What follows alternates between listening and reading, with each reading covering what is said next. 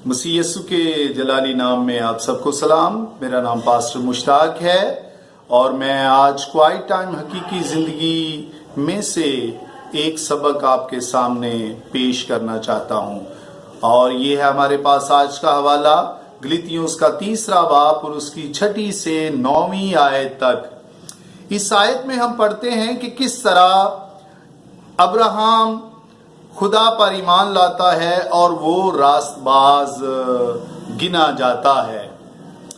और जब हम पैदाइश उसका 12वां बाब पढ़ते हैं तो उसमें खुदा ने जब अब्राहम से कलाम किया तो उससे कहा कि अपने सारे रिश्ते नातों को, अपने वतन को छोड़कर एक दूसरी जगह पे जा, एक दूसरे मुल्क में जा, जो मैं मुल्क तुझे देने वाला हूं।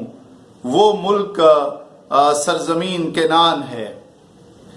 और वहां खुदा ने उससे कहा कि मैं तुझे वहां एक बड़ी कौम बनाऊंगा, मैं तुझे बरकत दूंगा, मैं तुझे सरफराज करूंगा और तू लोगों के लिए बायसे बरकत होगा।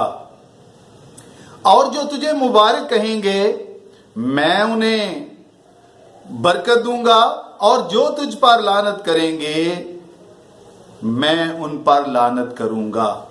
और क्या हुआ? खुदा का कलाम सुनते ही अब्राहम जो है वो हारान के इलाके को छोड़कर मुल्क के कैनान की तरफ रवाना होता है।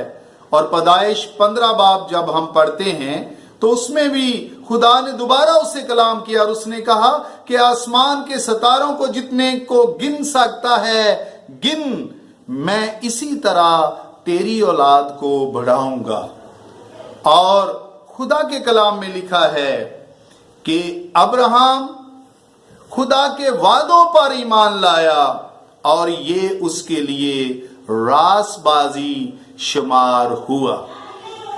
अब जब हम इसकी 7वीं आयत पढ़ते हैं तो 7वीं आयत में कुछ इस तरह लिखा है, खुदा के कलाम में लिखा है, सब जान लो कि जितने भी ईमान वाले हैं वो अब्राहम की औलाद हैं, अब्राहम के फर्जंद हैं। लेकिन जब हम नए अहदनामे में आते हैं तो नए अहदनामे में जब हम यीशु मसीह को कबूल कर लेते हैं तो हम ईमान के वसीला से अब्राहम के फर्जंद नहीं बल्कि हम खुदा के फर्जंद, खुदा के बेटे बेटियां बन जाते हैं। जब हम यूहन्ना की अंजील उसका 1 बाब उसकी 12वीं आयत पढ़ते हैं तो उसमें यूं मरकूम है, जितनों ने उसे कबूल किया उसने उन्हें खुदा के फर्जंद बनने का हक बख्शा, यानी उन्हें जो उसके नाम पर ईमान लाए वो ना खून से, ना जिस्म की ख्वाहिश से, ना इंसान के इरादा से, बल्कि खुदा से पैदा हुए। तो जब हम खुदा पर ईमान लाते हैं, खुदा के वादों का यकीन करते हैं, मसीह यस्सु को अपना शख्सी निजात दहिंदा कबूल करते हैं, तो हम रासबाज बनकर खुदा के बेटे और बेटियां बन जाते हैं। इसीलिए पतरस रसूल ने अपने पहले खत उसके 2 बाब की 9वीं और 10वीं आयत में लिखा, लेकिन तुम में बरगजीदा नस्ल, शाही काहिनों का फिरका, मुकद्दस कौम और ऐसी उम्मत हो जो खुदा की खास मलकियत है, ताकि उसकी खूबियां जाहिर करो जिसने तुम्हें तारीकी से अपनी अजीब रोशनी में बुलाया है। तो जब हम खुदावंद यीशु मसीह को कबूल कर लेते हैं तो हम खुदा के बेटे और बेटियां बन जाते हैं।